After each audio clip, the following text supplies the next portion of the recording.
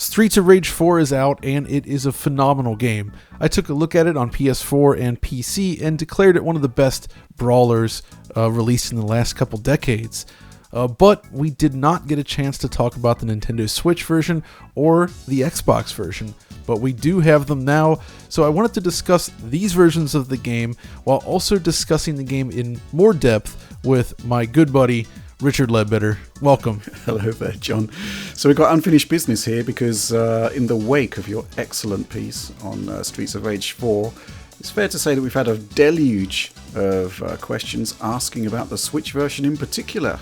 Yes, that's absolutely right. And yeah, I understand, because this does make a very good handheld game. So I can understand when people wanting to play this on the Switch.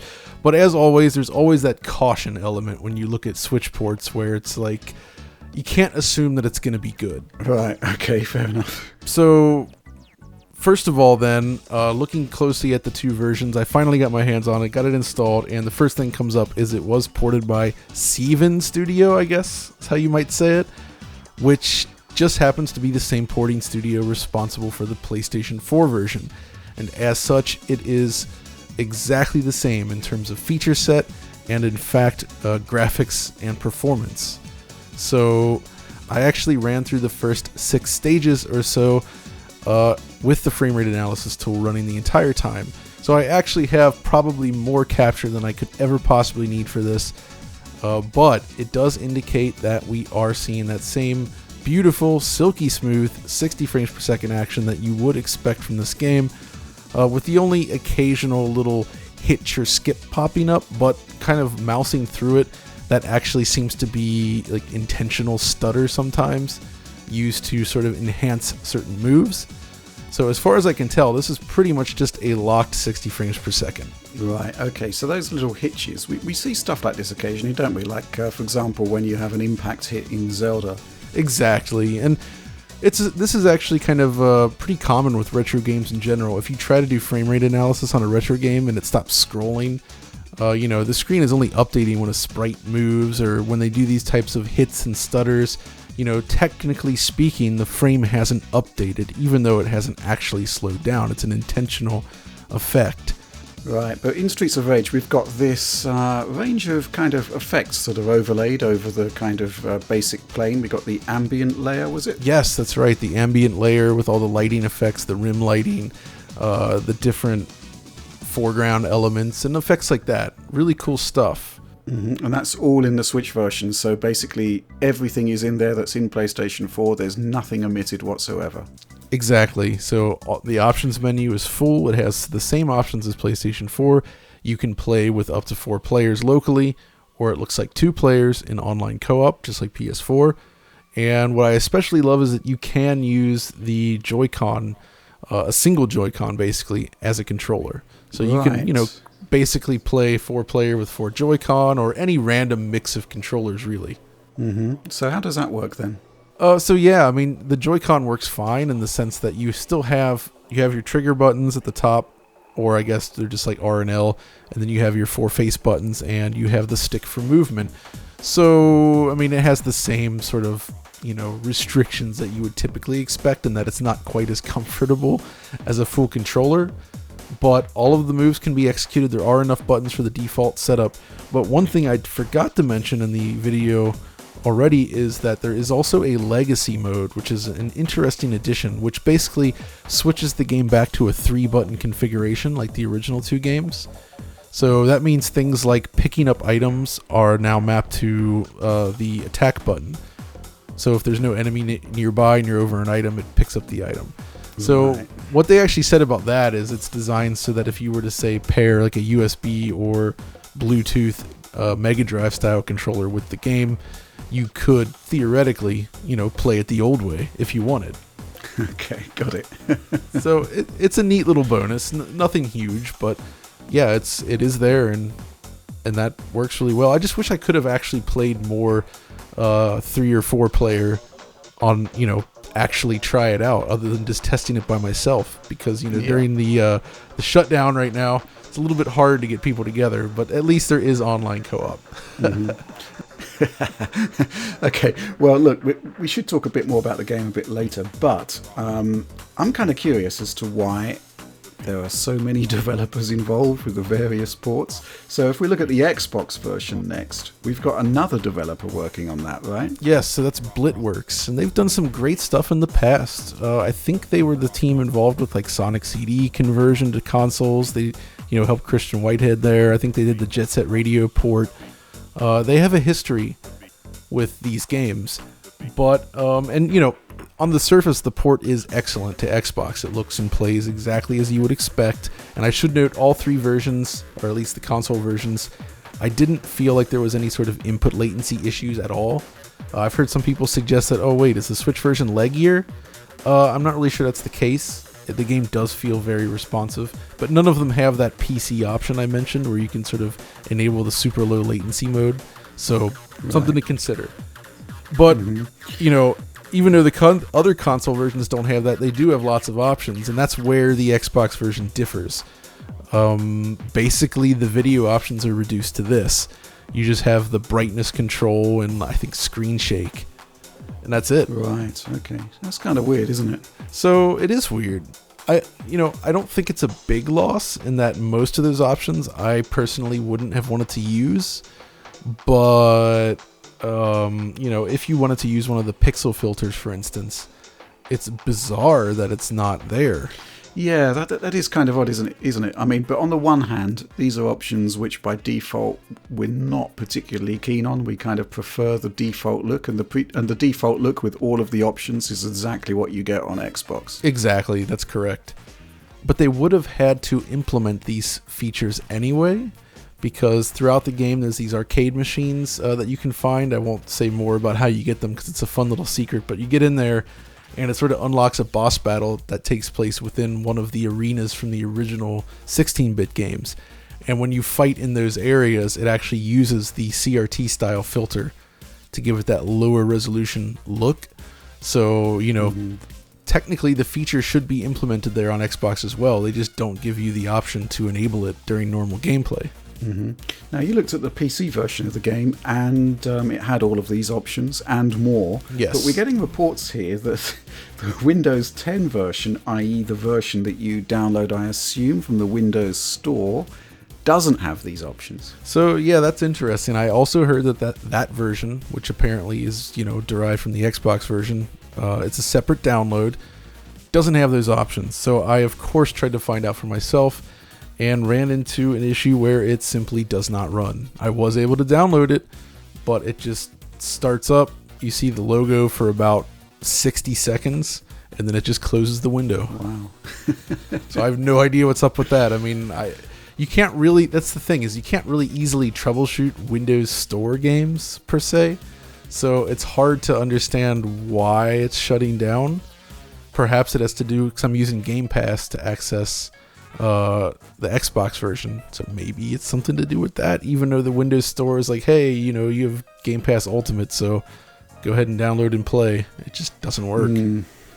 Yeah, I mean, I just have issues with the Windows Store all the time. I kind of wish it would go away, but it's not going to.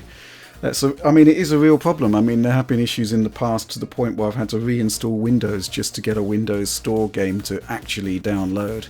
It has been better of late, I have to admit. The primary issue I have is that for some baffling reason, I mean, I could install Steam and put my Steam account on infinite number of PCs, but there's a certain number of activation limits on Windows, which means I have to go back and basically turn off a bunch of old machines in order to access my content from Windows Store on a new machine. It's just, it really does. I mean, it's needed a fundamental rethink for years, but, well, there we go. There's not much we can do about that. But Steam, I mean, I played it on Steam as well, and it's absolutely fine. You do have all of the options, no doubt about it. Yeah, and, I'm glad that you got a chance to play the game as well, because obviously you have a rich history in the world of Sega, specifically during the 16-bit and 32-bit era. And Streets of Rage was a big deal back then. Definitely, so, yeah, because there was the whole Final Fight Street Fighter thing where Capcom were just the kings of fighting on console, and Super Famicom had the advantage, no doubt about it, because Capcom led development on that particular system. And, you know, we got Final Fight years before it eventually arrived on the Mega CD. Same with Street Fighter, which did eventually arrive on the Mega Drive. So Sega, you know, as you said in your video, Sega needed to respond. They needed to produce their own kind of sideways scrolling beat 'em up, and Streets of Rage was it. First game was really promising. The soundtrack was amazing, but it wasn't quite a competitor to Final Fight, really, was it? But then Streets of Rage 2 came along, and my God, this thing was incredible. Yeah, exactly. You know, as I said in the video, it's this combination of the perfect sprite work, this excellent AI, the visuals, the music, like everything came together so well. And this was on top of the fact that those Super NES Final Fight games, or at least, you know, the first one there, it didn't have 2-player support. It's just a single-player game. Right. And it was sort of like in a letterboxed window on top of all that. So it really felt like a slight version of the arcade original. So Streets of Rage 2... Yeah, that's right. It was missing a character as well. They actually put out Final Fight Guy, where they put Guy back in. Yeah, I know, come on. If somebody... That's basically like old school DLC in a way. They're like, well, you can buy the game again. Another cartridge. You want this. Wow, amazing stuff. Yeah, but, you know, let's skip ahead to Streets of Rage 4, and I'll tell you what I think about it. I just think it's incredible. I just think it's... I think a sort of common refrain is that this is the Sonic Mania of sideways fighting games, and it is. It just takes everything that was so brilliant about Streets of Rage, about the entire genre, I think. It brings it up to date. The graphics aren't, you know, state-of-the-art 3D, but you don't want them to be. The style that we've got here is simply brilliant. But I think the thing that really makes it for me is that they've actually done a lot of work on the gameplay to actually improve it over what we had on those Mega Drive titles from way back when.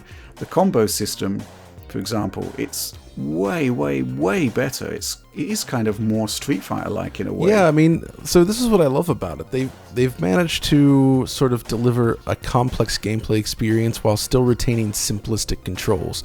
The controls haven't become more complex, but what you can do with it kind of has. Like chaining together attacks and everything, it just flows in a way that the originals don't. And it's one of the smoothest playing brawlers I think I've ever played. And one of the keys to this, actually, that I wanted to mention in the last video was the walls.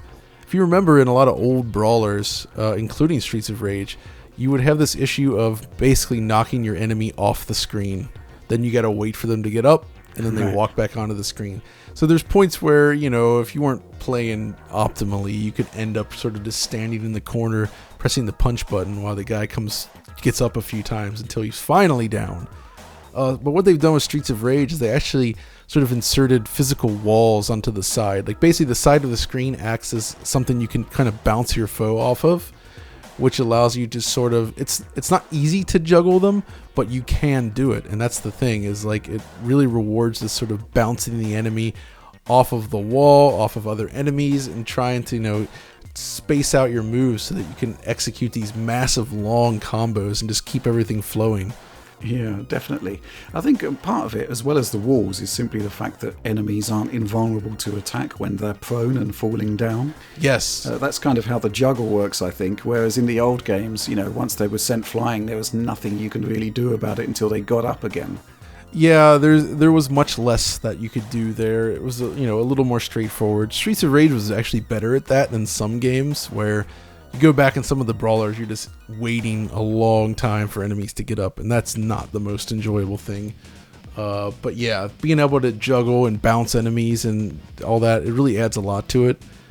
And yeah, it's just the little touches, really. For example, when you throw like a crowbar at the enemy and the crowbar comes flying back to you, you can actually grab it in midair as opposed to having to grab it again off the floor. Oh. So, you know, there's just lots of great fun that's just added almost by default. That's something I really love. There's actually there's different scenes in the game, like the dojo, or there's this part with these like ninja star throwing enemies later, where you're kind of like, you're in the room and you're like throwing weapons back and forth at each other in like a super high speed, and it's it's really like enjoyable. It does kind of give you that feeling of being in a film, weirdly enough, even though the gameplay itself is still, the same basic design. So I love that. Another little detail, though, I forgot to mention that I love is if you go into the options menu, you can change the food item. Because by default, the small life is an apple, and the big life pickup is the big, I guess, turkey. And, you can actually change that, cycle between various items of your choice, which, minor little touch, but I actually found that rather entertaining that it's there. Plus, there's some, secrets and unlockable characters and all kinds of stuff in here. It's packed. Wait a minute. Sorry, John. Are you telling me there's a vegan option for the pickups? Yes, there seems to be, yes. And there's like Japanese food items. Amazing. And, there's all kinds of stuff in there. Wow. Good stuff. But yeah, I mean, that's kind of where we're at then. Just sort of close the door on this. Just to reiterate then, Switch version is solid, pretty much on par with PS4. Xbox version is also solid, but it's missing some options in the menu. And presumably that's the same with the Windows 10 version, but it doesn't run on my machine, so I really don't know. But yeah, the game is awesome no matter where you play it. And it's not often that you get a chance to sit down and play a game that you're not covering either. So I think it says a lot. It says a lot about this game, right? Yeah, I wanted to play this one simply because, I played so much Streets of Rage back in the day. It's a classic game. And I kind of wanted to make sure that they didn't muck it up, really. But to actually get a game that is Sonic Mania-like in nature to the point where it takes what makes the original so awesome and essentially refines it, makes it better, and at the same time modernizes it so it still feels fresh. This doesn't feel like a game from the 90s. It stands up as a worthwhile release to play in the here and now. Big Just time. awesome stuff. Yeah. So this isn't typical Digital Foundry fare, but I'd say it's possibly good Digital Foundry retro ex-modern fare, but it really pays off, and to the point where I really do recommend that everybody check it out. And for Xbox owners in particular, it's been on Game Pass since day one, so there's really not an excuse there not to try it out. So what would this score on the Mean Machine scale then? That's a good point, actually. I think it would be a good 97%. Excellent. That's exactly what I was hoping for. So there you go, guys. The Mean Machine verdict is in. All right, well, yeah, if you guys enjoyed this little video, though, as always, be sure to like and subscribe and ring that notification bell and all that goodness. If you want to chat with Richard or I, find us over on Twitter. So yeah, thanks for joining me on this one, Rich. It's been an honor. And until next time, stay retro.